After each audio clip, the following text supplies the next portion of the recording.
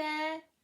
Tom Percival writes the most beautiful stories about tales of people that we can relate to, and I've got another gorgeous one to tell you today, and this one is called The Invisible, and I hope that you enjoy. Isabel pulled on her favourite jumper.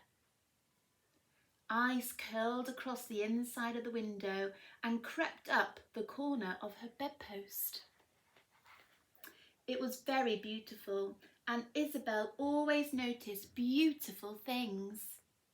But there was no escaping the fact that she was also cold.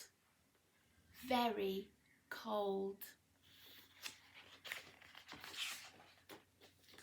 You see, Isabel's family couldn't afford to have the heating on.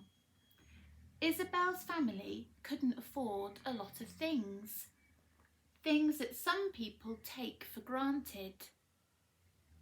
But Isabel tried not to worry about the things she didn't have.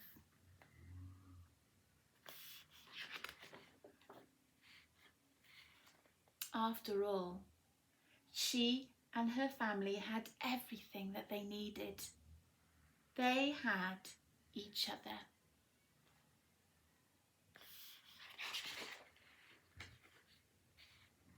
But one day, there just wasn't enough money to pay the rent and all the bills.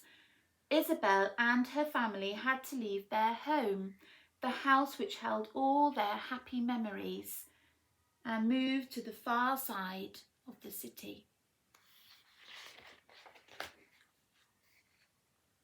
For the first time ever, Isabel couldn't find anything beautiful to cheer herself up. This part of the city looked exactly how she felt: cold, sad, and lonely.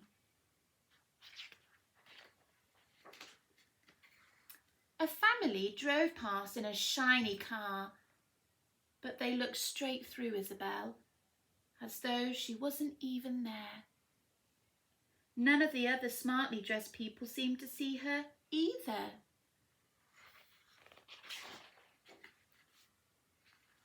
Isabel looked down and realised that she could barely see her own hands or her feet. She was fading away.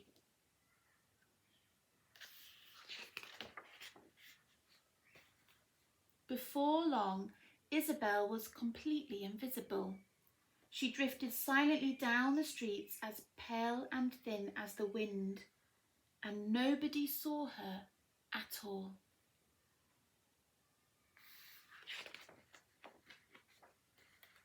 But now that Isabel was invisible, she noticed something she hadn't seen before.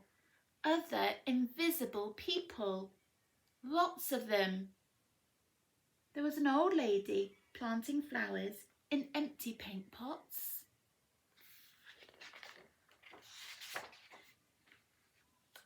There was a man who slept on a bench feeding the birds in the park. And there was the boy who had been forced to leave his home in another country, helping to mend someone's bike. But they all seemed to be so alone. Isabel decided to help. She planted flowers in the paint pots. She looked after stray animals, and she helped to fix things up. Then, day by day and week by week, other people joined in too.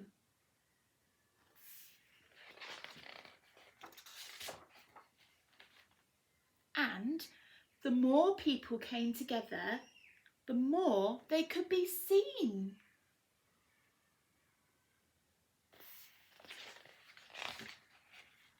Soon, Isabel wasn't just visible, she was vibrant, and so was her new home. And that was how Isabel made something very special, one of the hardest things that anyone can ever make.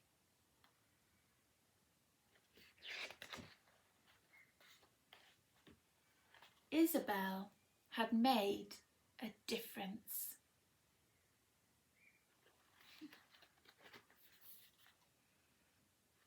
I hope you enjoyed today's story, and remember that you too can make a difference. I'll see you soon. Bye-bye.